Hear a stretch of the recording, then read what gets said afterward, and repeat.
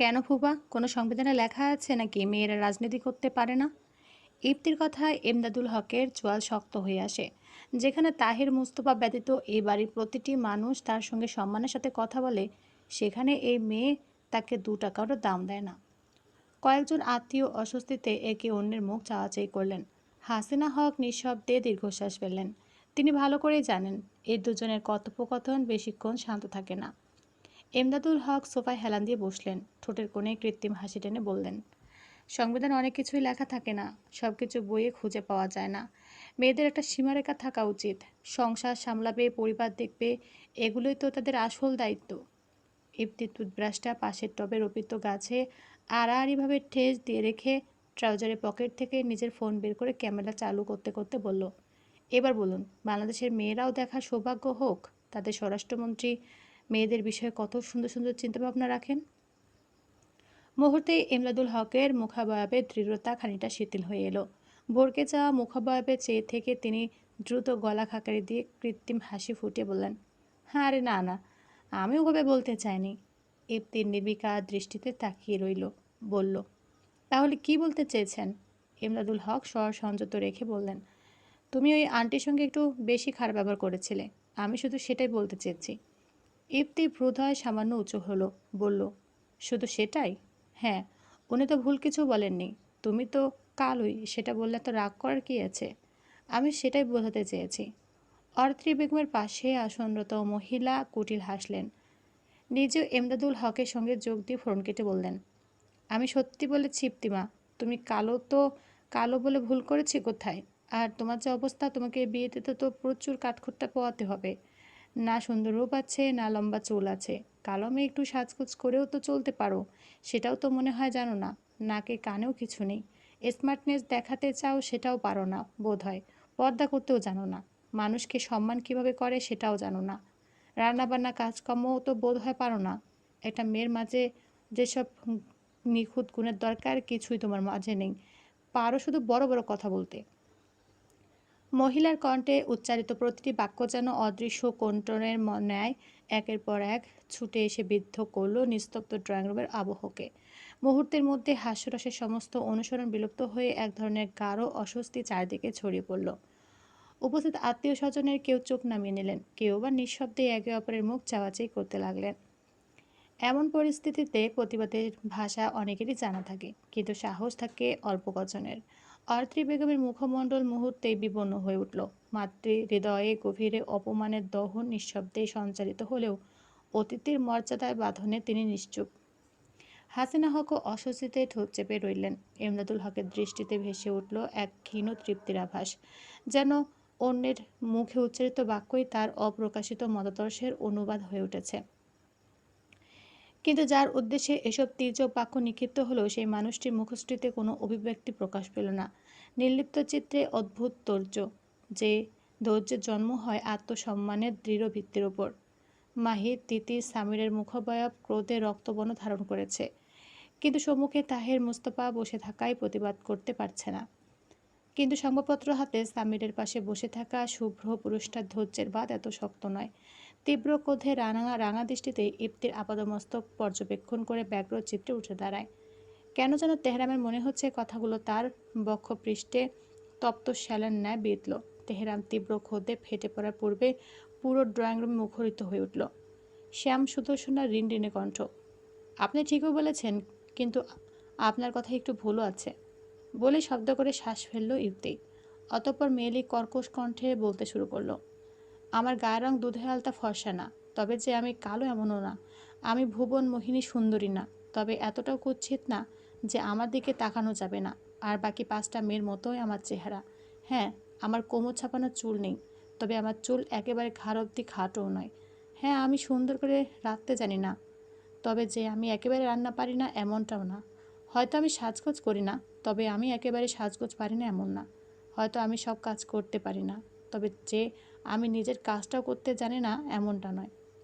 হয়তো আমি ঘর গোছাতে পারি না, তবে যে আমি এলোমেলো করে রাখি এমন অগোছালোও না। আমি হয়তো তথাকথিত স্মার্ট নামে ওভার স্মার্ট না, তবে যে আমার মাঝে স্মার্টনেস নেই এমনটা না। আমি হয়তো গুরুত্বহীন মানুষকে মাথায় তুলি না, তবে যে সম্মানের যোগ্য ব্যক্তিকে অসম্মান করি এমনটা নয়। নয়তো হয়তো আমি সমাজের কাছে পারফেক্ট না, তবে যে আমার মাঝে পারফেক্টনেস নেই এমনটা নয়। পুরো ড্রয়িং রুম স্তব্ধ হয়ে যায়। মহিলাটি যেন নিজের মুখের ভাষা হারিয়ে ফেলেছে। তর্কের বিপরীতে তর্ক করা যায়, গালির বিপক্ষে গালি দেওয়া যায়, কিন্তু ভদ্রতার সাথে দেওয়া কঠোর জবাবের প্রত্যুত্তরে কোনো উত্তর হয় না। অযাচিত কোনো এক কারণে তেহরামের অদরকণে হাসির রেশম খেলে যায়। শ্যামসুদর্শনের প্রতিটি বাক্য যেন উপস্থিত মানুষগুলোকে চুপ করিয়ে দেওয়ার জন্য যথেষ্ট ছিল। ইফতি একবার চারদিকে দৃষ্টি বুলিয়ে নিল। প্রত্যেকটি মুখে ভিন্ন ভিন্ন অনুভূতির প্রতিফলন। কোথাও বিস্ময়, কোথাও সংকোচ, কোথাও বা নীরব প্রশংসা। বেয়াদবি করো না ইফতি। মোস্তফা বাড়ির কোনো সন্তান তোমার মতো বেয়াদব নয়।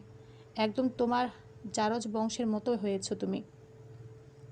পেছন থেকে ভেসে আসা পুরুষালী অতি পরিচিত কণ্ঠে ইফতির চোয়াল শক্ত হয়ে আসে। বাবা নামক মানুষটার প্রতি ঘৃণার স্তর বৃদ্ধি হচ্ছে ক্রমশই। একজন স্বামী কিভাবে নিজের মৃত অর্ধাঙ্গিনীকে নিয়ে এভাবে বলতে পারে? ইফতির অধর যুগল ধীরে ধীরে একে অপরের সঙ্গে চেপে বসল। মুখশ্রীতে ক্রোধের কোনো উচ্ছ্বাস নেই, নেই অপমানের দৃশ্যমান আরতিও। মাহিদা তিথি তড়িৎ গতিতে ইফতির পিছনে গিয়ে দাঁড়ায়। এখন কি হবে তা কিঞ্চিত পরিমাণ ধারণা আছে ওদের। তেহরাম অবাক হলো ভীষণ মেজো বাবার মুখে এমন কথা শুনে। মানুষটার ব্যবহার মুঠো পছন্দ নয় তার, কিন্তু এতটা অবনতি কবে থেকে হলো? পাশে চাইল সামিরের মুখভঙ্গি দেখে মনে হচ্ছে সে আগে থেকে মেজো বাবার এমন আচরণ সম্পর্কে অবগত ছিল। অরিত্রী বেগম আতর্কিত চোখে দেবর একবার ভাগ্নের দিকে তাকালেন। তাহের মুস্তফার কপালেও গভীর ভাঁজ স্পষ্ট হয়ে উঠেছে। হাসিনা হক নিঃশব্দে চোখ নামিয়ে নিলেন। মৃত মানুষকে নিয়ে এমন নির্মম উচ্চারণ, তাও নিজের স্ত্রীর সম্পর্কে, তার হৃদয়েও এক অসহনীয় বিষাদ সঞ্চার করল। ভাইটা তার কেমন বদলে গেছে। এমদাদুল হকের অধরে কুটিল হাসিল ফুটে ফুটে উঠল। এবার মেয়েটা নিশ্চয়ই নিয়ন্ত্রণ হারাবে। ক্রোধ মানুষের বিবেচনা বোধকে গ্রাস করে, আর বিবেচনাহীন মানুষকে পরাজিত করা সবচেয়ে সহজ। কিন্তু ইমদাদুল হককে সম্পূর্ণভাবে ভুল প্রমাণ করে দিয়ে মুচকি হেসে পেছনে ফিরে চাইল শ্যাম সুদর্শনা। নিজের জন্মদাতার উপর তীক্ষ্ণ দৃষ্টি নিক্ষেপ করে কয়েক মুহূর্ত নীরব রইল। অতঃপর ব্যঙ্গ করে বলল, বাপের বংশ বলুন আর মায়ের বংশ, দোনোটাই আমার কাজের না, দুটোই পিওর ইউজলেস। ইয়াসির মোস্তফা ক্রোধান্বিত দৃষ্টি নিক্ষেপ করে গর্জে উঠতে চাইলেন, কিন্তু ইফতির জন্মদাতাকে গলা উঁচানোর সুযোগ দিতে মন চাইল না। তার ছেলে সুরে বলল, আর হ্যাঁ, আমি কার মতো হয়েছি সেদিকে যাওয়ার কোনো দরকার নেই। কারণ ব্যবহার বংশের পরিচয় না, ব্যক্তির পরিচয়। কারণ মোস্তফা বংশের মতো উন্নত বংশেও আমার মতো কুলঙ্গারের জন্ম হয়েছে আব্বাজান। মুহূর্তের মধ্যে বাতাস ভারী হয়ে উঠল। উপস্থিত প্রত্যেকের মুখে বিস্ময়ের গাঢ় ছায়া। এমন দুঃসাহসী উচ্চারণের প্রত্যাশা কেউ করেনি। নিজের জন্মদাতার উদ্দেশ্যে এমন নির্মোহ সত্যবাচন শুনে সকলে বজ্রহত হয়ে চেয়ে রইল। ইয়াসির মুস্তফার মুখমণ্ডল ক্রোধে রক্তিম হয়ে ওঠে, কপালের রগ ফুলে উঠেছে স্পষ্ট। তিনি প্রচণ্ড রোষে গর্জে উঠলেন, ইফতি! গম্ভীর কণ্ঠে সেই বজ্রধ্বনিও শ্যাম সুদর্শনার ধৈর্যে সামান্যতম কম্পন আনতে পারল না। সে নিশ্চল, অবিচল, যেন শতঝড়ের মাঝেও মূল ভূমিতে প্রথিত কোনো প্রাচীন বটবৃক্ষ। ইয়াসির সাহেব আঙ্গুল তুলে গর্জে উঠলেন, আমার সঙ্গে কথা বলার আগে নিজের সীমা চিনে কথা বলবে। বাবা হই আমি তোমার। ইফতি নির্লিপ্ত ভঙ্গিতে জবাব দিল, ও, আপনি আমার বাবা না বললে মনেই থাকতো না। ইয়াসির মোস্তফা কিছু বলার জন্য মুখ খুলতেই যাবেন, এহেন মুহূর্তে একজন আগন্তুকের আগমনে এমদাদুল হক সহ অনেকে উঠে দাঁড়িয়ে যায়। এমদাদুল হকের মুখে কঠোরতা নিমেষে বদলে গিয়ে সেখানে ফুটে উঠল কূটনৈতিক সৌজন্যের মুখোশ। রাজনৈতিক সহকর্মীরাও দ্রুত নিজেদের পোশাক ঠিক করে নিলেন। আয়াত মোস্তফা এবং ইয়াসির মোস্তফা ধীরে পায়ে দরজার দিকে অগ্রসর হলেন। ইফতি অবশ্য এক চুলও নড়ল না, দুহাত বুকের ওপর ভাঁজ করে পূর্বের স্থানে দাঁড়িয়ে রইল। পরক্ষণে প্রধান দরজা অতিক্রম করে ভেতরে প্রবেশ করলেন এক দীর্ঘদেহী অবয়বের অধিকারী মধ্যপুরুষ। গাঢ় নীল ব্যান্ড গলা কোট, পরিপাটি ব্যক্তিত্ব, দীপ্ত পদক্ষেপ, চোখে মুখে এমন এক অভ্যস্ত কর্তৃত্ব যা ক্ষমতার অলিন্দে দীর্ঘদিন বিচরণের সাক্ষ্য বহন করে। শাহবাজ হায়দার, আনায়ার বাবা, বর্তমান প্রধানমন্ত্রী কায়সার হায়দারের একমাত্র পুত্র সন্তান এবং ইফতির প্রতিপক্ষ। কিন্তু এই মানুষটার আরও একটা পরিচয় আছে মোস্তফা মঞ্জিলে। নিয়তির নির্মম পরিহাসে রক্তের সম্পর্কে তিনি ইফতির সৎ মামা। শাহবাজ হায়দারের পেছনেই আরও কয়েকজন নিরাপত্তা কর্মী ও ব্যক্তিগত সহকারী ভেতরে প্রবেশ করল। ড্রয়িং রুমে উপস্থিত অধিকাংশ আত্মীয় শ্রদ্ধা মিশ্রিত সঙ্গমে সালাম জানালেন। শাহবাজ হায়দার সংযত ভঙ্গিতে সকলের সালামের উত্তর দিলেন। তাহের মুস্তফার সম্মুখে রাখা সোফায় বসলেন। তাহের মুস্তফা কণ্ঠ স্বাভাবিক রাখার প্রয়াসে বললেন, এসো শাহবাজ, বসো। পথে ঘাটে কোনো সমস্যা হয়নি তো? শাহবাজ হায়দার মৃদু হাসলেন, বললেন, না ভাইয়া, সব ঠিকই ছিল।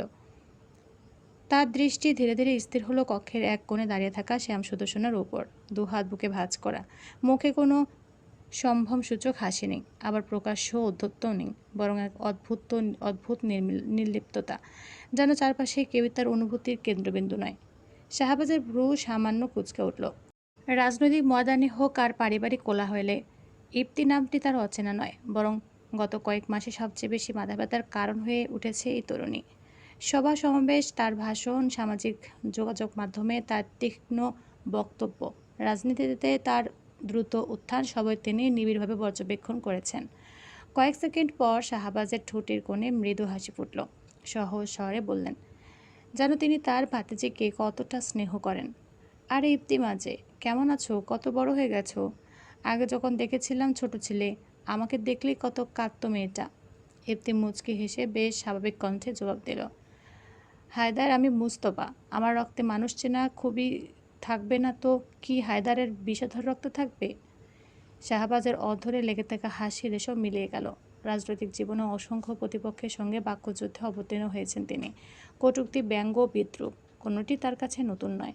কিন্তু আত্মীয়তার আড়ালে লুকিয়ে থাকা এমন সূক্ষ্ম আঘাত, যা একই সঙ্গে রক্তের সম্পর্ক এবং রাজনৈতিক অবস্থান উভয়কে বিদ্ধ করে, তার জন্য তিনিও প্রস্তুত নন।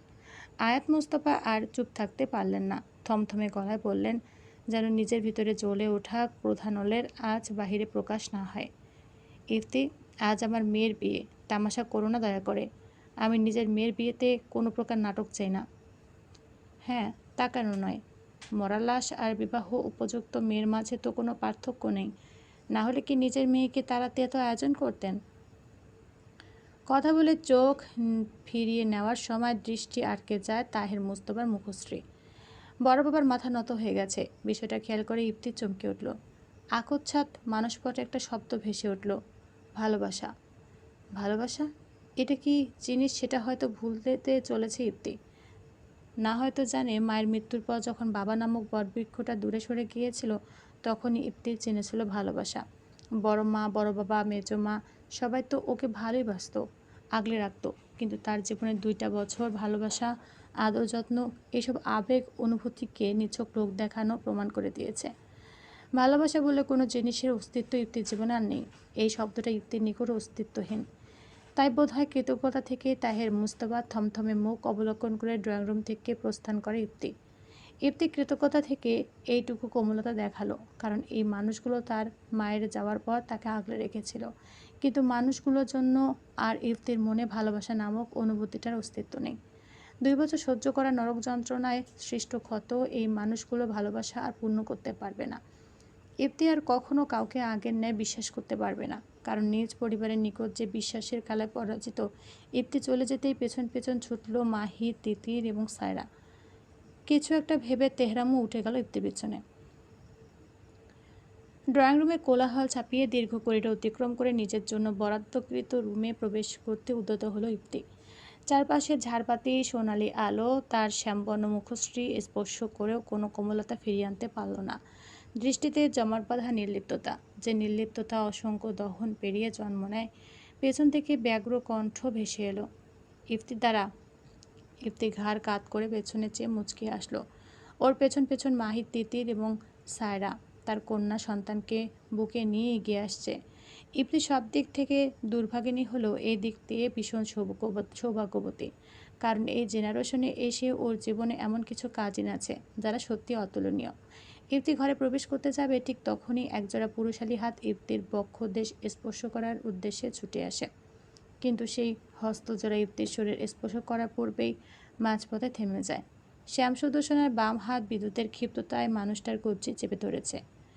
একই সঙ্গে শরীর সামান্য কাত করে ডান পা অর্ধেক ঘুরে পেছনে সরে গেছে। ক্রোধান্বিত দৃষ্টিতে মুখ তুলে চাইতেই ক্রোধ যেন দ্বিগুণ বেড়ে গেল ইপ্তির। হাতের মালিক আর কেউ নয়, বরং তেহরাম। তীব্র আক্রোশে চেঁচিয়ে উঠল রমণী, বাসি তেহেরি, শালা জলপাঠা, অসভ্য ইতর বদমাস লুচ্চা, তেলেঙ্গার বাচ্চা, বাড়িতে উচ্চামি শুরু হয়ে গেছে। তেহরান মুহূর্তেই ভ্রু কুচকে কবজি ছাড়ানোর চেষ্টা করলো, কিন্তু ইফতির আঙুলের চাপ এতটা দৃঢ় যে এক মুহূর্তের জন্য সত্যি বিস্মিত হয়ে গেল সে। অবাক তেহরাম, ভীষণ অবাক। দৃঢ় ব্যক্তিত্বের নারী সে বহু দেখেছে, কিন্তু অধিকাংশ মেয়েরাই এমন মুহূর্তে উত্তেজিত হয়ে পড়ে, একটু রাগালেও হিতাহিত জ্ঞান শূন্য হয়ে পড়ে। কিন্তু এই মেয়ে ভিন্ন, একদম অন্যরকম, ব্যতিক্রম। শীতল রক্তের উষ্ণ পশুর ন্যায় নিজেকে সব অবস্থায় শান্ত করে নেয়, আবার শান্তভাবেই এমন প্রতিবাদ করে যে সম্মুখে দণ্ডায়মান প্রতিপক্ষ ভাষাহীন হয়ে পড়ে। তেহরান দেখতে চেয়েছিল এমন শীতল রক্তের বাঘিনীর ডিফেন্স কতটা স্ট্রং, কি নিখুঁত প্রতিরক্ষা ক্ষমতা। না চাইতো তেহরামের অদরে ফুটে উঠল বক্র হাসির রেশম। ইফতিকে এক প্রকার ধাক্কা দিয়ে নিজের হাত ছাড়িয়ে নিল, নিজের মুখে বিরক্তির রেশ ফুটিয়ে তুলল সে। লৌহস্বরে বলল, ইমপ্রেসিভ, কিন্তু আমার অবধি আস্থা একটু খাটতে হবে। বলে আর এক মুহূর্তও দাঁড়ালো না, যে পথ দিয়ে এদিকে এসেছিল সেদিকেই ফিরে গেল। ইফতি বিস্মিত নয়নে চেয়ে রইল পুরুষটার প্রস্থান পথে। এই মানুষটা ফিরে আসার পর থেকে তার হাতে বহু থাপ্পড় খেয়েছে ইফতি 2 দিনে, কিন্তু খেয়ালই করেনি মানুষটার শক্তি আর হাতের অমসৃণতা। এই মানুষটার সুদর্শন মায়াবী মুখবয়াবের সাথে মিল খায় না।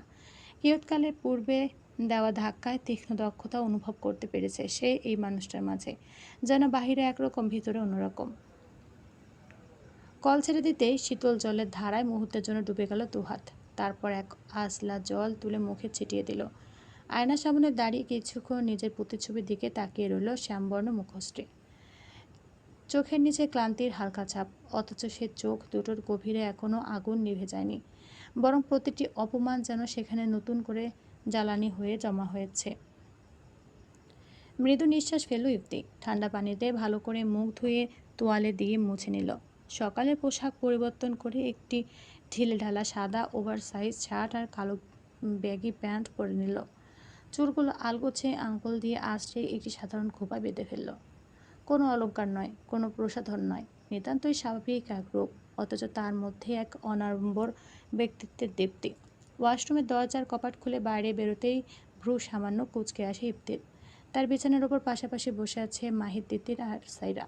তিনজনের মুখে এক প্রকার বিস্ময়, তিনজনের দৃষ্টি নিবন্ধ ফোনের স্ক্রিনে। ইফতি তোয়ালেটা কাঁধে ফেলে ধীর পায়ে বিছানার দিকে এগিয়ে এলো। তিনজনের মুখের অভিব্যক্তি দেখে ভ্রু ভাঁজ আরও গাঢ় হয়ে উঠল। এমন বিষয় যে সাধারণ দেখে যখন মাহিদ বলে, আমি সত্যি এবার প্রেমে পড়েছি দোস্ত। তিনজনে ফোনের স্ক্রিনের উপর ঝুঁকে আছে এমন একাগ্রতায়, যেন ক্ষুব্ধ সেই আলোকিত আয়তক্ষেত্রে পৃথিবীর অষ্টম আশ্চর্য বন্দী হয়ে আছে। ইফতি দুহাত কোমরে রেখে খানিকক্ষণ ওদের কাণ্ডকারখানা পর্যবেক্ষণ করল, তারপর নির্বিকার স্বরে বলল, কী রে, ভূত দেখেছিস নাকি? তিতির অবাক হয়ে ইফতির সম্মুখে নিজের ফোনটা তুলে ধরে বলল, দোস্ত এটা দেখ। ইফতি ভ্রু কুঁচকে দেখে, এই ভিডিওটা কাল থেকে ভাইরাল হচ্ছে অনেক। গতকাল থেকে সামাজিক যোগাযোগ মাধ্যম জুড়ে একটাই ভিডিও ঘুরে বেড়াচ্ছে। এম্পায়ার টাওয়ারের সর্বোচ্চ অংশে দাঁড়িয়ে একজন দম্পতি একে অপরকে প্রপোজ করেছে। তিতির পুলকিত হয়ে বলল, মেয়েটা কি লাকি, তাই না? শ্যাম সুদর্শনার চোখ মুখ কুঁচকে প্রত্যুত্তরে বলে, লাং দিয়ে টাওয়ারে উঠে কষ্ট করার থেকে আমি পাশের মোড়ে ফকির বানিয়ে হাতে কানা থাল দিয়ে বসিয়ে দিব, অন্তত টাকা তো আসবে। ইফতির কথা শুনে সবাই চোখ মুখ কুঁচকে আবার ওই স্ক্রিনে মনোযোগ দিল। এই মেয়ে আর ভালোবাসা দুটো দুই মেরুর জিনিস। এই দুই মেরুর ভিতরে কোনো আকর্ষণ হয় না, দুটো চৌম্বকের বিপরীত মেরুর ন্যায় বিকর্ষণ করে। ইফতি ওদের ওপর তেমন একটা পাতা দিল না, কাঁধে থাকা তোয়ালটা নামিয়ে দৃষ্টি ফেরার সাইরা কোলে হাত পা ছুটে খেলতে থাকা বাচ্চাটার দিকে। বাচ্চাটা দেখতে একদম সায়রার আদলে হয়েছে। সচরাচর ইফতির বাচ্চা পছন্দ না, বাচ্চাদের কান্নার আওয়াজ আর জেদ বাজে লাগে ভীষণ তার। ইফতির মূলত বাচ্চাদের কান্না করা বেশি ভালো লাগে, কেন লাগে সেটা সে নিজেও জানে না। এই পিচ্চি বাচ্চা, নাম কি তোমার? বাচ্চাটা কি বুঝলো কে জানে, কিন্তু ইফতিকে দেখেই খিলখিলিয়ে হেসে উঠল। না চাইতেও ভ্রুজোড়া তির্যক উঁচিয়ে কাট কাট কণ্ঠে বলল ইফতি, কী রে সায়রার কপি ভার্সন, আমাকে দেখে ক্যালাস কেন? ছি, কি ভাষা, বাচ্চাদের সাথে কীভাবে কথা বলতে হয় সেটাও জানিস না, লিমিটলেস বেয়াদব। পেছন থেকে ভেসে আসা গত কয়েকদিনে হয়ে ওঠা অপরিচিত কণ্ঠে চোয়াল শক্ত হয়ে এলো ইফতির। লোকটা প্রফেসর, কিন্তু ইফতির মতে একজন অধ্যাপকের কোনো গুণই এই লোকটার মাঝে দেখা যায় না। ধীরে ধীরে ঘুরে তাকাতেই কক্ষের অর্ধখোলা দরজার চৌকাঠে ভর দিয়ে দুহাত বুকের ওপর ভাঁজ করে দাঁড়িয়ে থাকা দীর্ঘদেহী পুরুষটাকে দেখে তেতো হয়ে উঠল ইপ্তি। সুযোগ পেলে খোঁচা দেওয়া, উস্কে দেওয়া আর অকারণে বিরক্ত করায় যেন লোকটা নিত্যদিনের শখ। নিজের দুর্নীতিবাজ প্রতিপক্ষদের দেখেও বোধ হয় সে এতটা বিরক্ত হয় বা যতটা এই বাসি তেহারিকে দেখে হয়। কেন রে জলপাটা, আমার কথায় কি তোর গায়ে ফসকা পড়ে যায়? তেহরাম ফুঁসে উঠল, শাট ইউর মাউথ স্টুপিড। ইপ্তি ভেতরে বিশেষ কোনো প্রতিক্রিয়া হলো না, না পরিবর্তন এলো চেহারায়। কাঠখোট্টা জবাব দিল, গেট আউট। আমার রুমে কোনো পচা বাসি তেহারির জায়গা নেই। বিছানায় বসে ফোনের ট্রেন্ড দেখতে থাকা তিনজনের মুখ উঁচিয়ে চাইল। সবাই তাকালো একযোগে, সায়রা ব্যতীত আর কেউ তেমন একটা অবাক হলো না। তেহরাম ইফতির তাড়িয়ে দেওয়ার কথায় ভ্রুক্ষেপ করল না, যেন কথাগুলো তার কর্ণগোচরে হয়নি। নির্লিপ্ত ভঙ্গিতে দরজার চৌকাঠ ছেড়ে ধীর পায়ে ঘরের ভেতরে এগিয়ে এলো সে, তার দৃষ্টি নিবন্ধ সায়রার কোলে থাকা ছোট্ট শিশুটির উপর। ইফতি পাশ কাটিয়ে বিছানার সামনে এসে হাঁটু গেড়ে বসল। মুহূর্তেই মুখের কঠোর রেখাগুলো অনেকটা কোমল হয়ে এলো। ডান হাতে তর্জনী আলতো করে শিশুটির গোলগাল গালে ছুঁয়ে দিয়ে মৃদুস্বরে বলল, এই যে ছোট্ট রাজকুমারী, কি করছো তুমি? শিশুটি কয়েক সেকেন্ড বিস্মিত চোখে তেহরামের দিকে তাকিয়ে রইল, তারপর আচমকায় খিলখিলিয়ে হেসে দুহাত ছুঁড়ে দিল তার দিকে। ছোট্ট আঙ্গুলগুলো তেহরামের গোটানো শার্টের হাতা আঁকড়ে ধরতেই ঘরে উপস্থিত সবার চোখে বিস্ময়ের ঝিলিক ফুটে উঠল। তেহরামের অধরে অজান্তে এক টুকরো নির্মল হাসি ফুটে উঠল, যেন নিখাত স্নেহের কোমল ছোঁয়া। মাহিদা তিতির পরস্পরের দিকে তাকিয়ে ভ্রু নাচালো। মানুষটা কাঠখোট্টা হলো, বাচ্চাদের ছোট থেকে বেশ পছন্দ করে। ইপ্তি বিরক্ত অনুভব করলো ভীষণ। এই লোককে দেখলেই বিরক্তি যেন ঝেঁকে ধরে ওকে। তুই বিয়ে করে বাচ্চার মা হয়ে গেলি, আমাকেও জানালি না?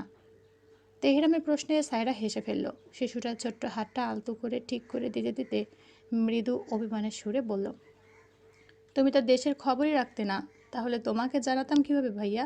বিদেশে গিয়ে আমাদের জন্য একেবারে ভুলে গিয়েছিলে। তেহরামের আঙুল তখনও শিশুটার মুঠোয় বন্দি। কথাটা শুনে তার ঠোঁটের কোণে হাসিটা সামান্য ম্লান হয়ে এলো। কয়েক মুহূর্ত নীরব থেকে শান্ত স্বরে বলল, সবাইকে ভুলিনি, ব্যস্ত ছিলাম। মাহির সঙ্গে সঙ্গে নার্সেটকে উঠল। তেহরামকে মনে মনে ভয় পেলেও সেটা বাইরে প্রকাশ করলো না, বরং খোঁচা মেরে বলল, হ্যাঁ, একটা মানুষ 10 বছর ব্যস্ত থাকে। তিতিরও ঠোঁট বাঁকিয়ে সায় দিল, আমরা তো ভাবছিলাম বিদেশে গিয়ে নতুন ফ্যামিলি বানিয়ে ফেলেছ। তেহরাম তপ্ত চোখে তাকাতেই দুজনের মুখ ছোট করে চুপ হয়ে গেল। তেহরাম বাচ্চার মেয়েটার মাথায় হাত বুলিয়ে দিতে দিতে জানতে চাইল, নাম কি ওর, বয়স কত? সায়রা মেয়েটার গোলগাল গালে আলতো করে চুমু খেয়ে সানন্দে জবাব দিল, ওর নাম সারা আরিয়া। বয়স গত 1 জানুয়ারিতে 1 বছর পূর্ণ হয়েছে। সারা যেন নিজের নাম শুনে বেশ খুশি হলো, খিলখিলিয়ে হেসে দুহাত ছুড়ে দিল। তেহরাম স্বভাবসিদ্ধ গম্ভীর্য ভুলে তার ছোট্ট আঙুলটা নিজের তর্জনীতে জড়িয়ে নিল। মুহূর্তের মধ্যে মেহেরিন সেই আঙুল শক্ত করে আঁকড়ে ধরল। অতঃপর কিছু একটা ভেবে রুড়ো কণ্ঠে জানতে চাইল, বাবা তো তোকে আর তোর হাজব্যান্ডকে একসাথে আসার নিমন্ত্রণ দিয়েছিল, সে কোথায়? প্রথমবারের মতো ইপ্তু তেহরামের সঙ্গে সায় দিল। ভ্রু উঁচিয়ে জানতে চাইল, হ্যাঁ। জিজু আসেনি কেন? ততক্ষণ আর সায়রার মুখ বিবরে অমানিসার গাঢ় ছায়া নেমে আসে। বহু কষ্টে স্বাভাবিক অভিব্যক্তি ধরে রাখলেও কণ্ঠে সুস্পষ্ট হাহাকার ফুটে উঠল, আসবে না। উপস্থিত সকলে ভ্রু কুঁচকে আসে। ইপ্তির বিষয়টা মোটেও পছন্দ হলো না। কর্কশ কণ্ঠে জানতে চাইল, আসবে না মানে? কেন আসবে না? সায়রার মুখের হাসি নিমিষে উধাও হয়ে যায়। সবাই যতদূর জানে সায়রার স্বামী আরিয়ান শেখ। কলেজ জীবনের 2য় বর্ষে প্রথম পরিচয় হয়েছিল সায়রা আর আরিয়ানের। শুরুটা ছিল নিছক তর্ক দিয়ে। বিতর্ক প্রতিযোগিতায় দুজনেই বিপরীত দলের সদস্য ছিল। সেদিন মঞ্চে একে অপরকে হারানোর জন্য যতটা লড়েছিল, তারও বেশি মুগ্ধ হয়েছিল একে অপরের ব্যক্তিত্বে।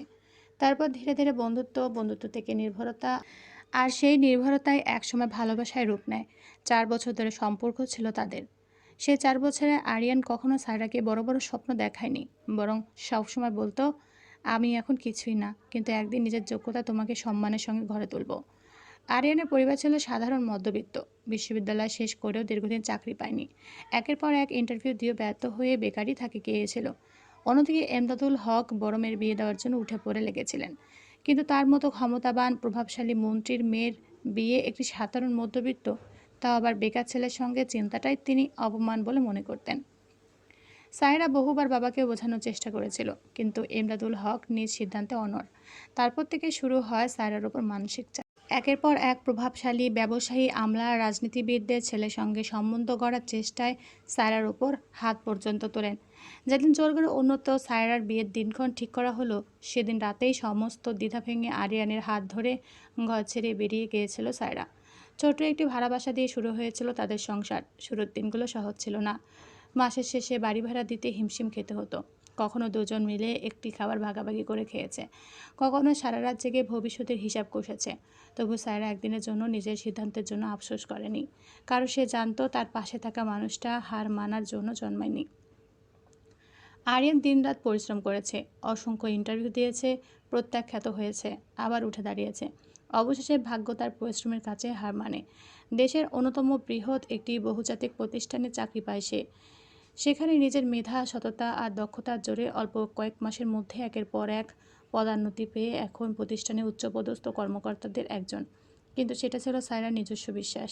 স্বামীর প্রতি নিঃশর্ত আস্থা মানুষকে যেমন শক্তি দেয়, তেমনই অনেক সময় চোখের সামনে ঘটে যাওয়া পরিবর্তনগুলো অদৃশ্য করে রাখে। গত কয়েক মাস ধরে আরিয়ানের আচরণে এক অদ্ভুত পরিবর্তন লক্ষ্য করেছিল সে। আগের মতো আর দীর্ঘক্ষণ কথা বলতো না। অফিস থেকে ফিরতে প্রায় গভীর রাত হয়ে যেত। ফিরলেও ক্লান্তির অজুহাতে নিজেকে গুটিয়ে রাখত। সারাকেও তেমন একটা সময় দিত না। সারাক্ষণ ফোনে ব্যস্ত থাকা, হঠাৎ হঠাৎ বারান্দায় গিয়ে নিচু স্বরে কথা বলা, মাঝরাতে ফোনে বার্তা আসা মাত্র অস্থির হয়ে ওঠা। সবকিছু সায়রার চোখ এড়ায়নি। প্রথম দিকে নিজের মনকে দোষ দিয়েছিল সে, কারণ তার মন বারংবার ভালোবাসার মানুষটাকেই সন্দেহ করছিল। নিজের মনকে হাজারবার বুঝিয়েছে, ভালোবাসার মানুষকে সন্দেহ করতে শেখায় না, বরং অযৌক্তিক বিশ্বাসের কারণ খুঁজে নিতে শেখায়। কিন্তু একদিন সেই বিশ্বাসের ভিতটাই ভেঙে চূর্ণ বিচূর্ণ হয়ে গেল। সেদিন আরিয়ান গোসল করতে যাওয়ার আগে তাড়াহুড়োয় নিজের মোবাইল ফোনটা বিছানার উপরে ফেলে গিয়েছিল। সাধারণত সায়রা কখনোই স্বামীর ব্যক্তিগত জিনিসে হাত দিত না। সম্পর্কের ভিত্তি যে বিশ্বাস, সে বিশ্বাসে আঘাত করতে তার মন সায় দিত না। কিন্তু সেদিন বারবার এক অচেনা নাম্বার থেকে ভেসে আসা বার্তার শব্দ তার কৌতূহলকে অস্বস্তিতে পরিণত করলো।